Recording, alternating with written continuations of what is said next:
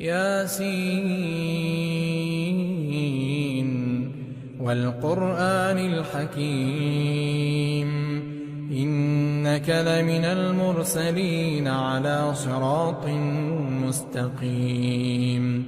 تنزيل العزيز الرحيم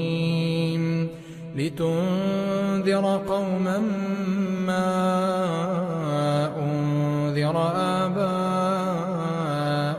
فهم غافلون لقد حق القول على أكثرهم فهم لا يؤمنون إنا جعلنا في أعناقهم أغلالا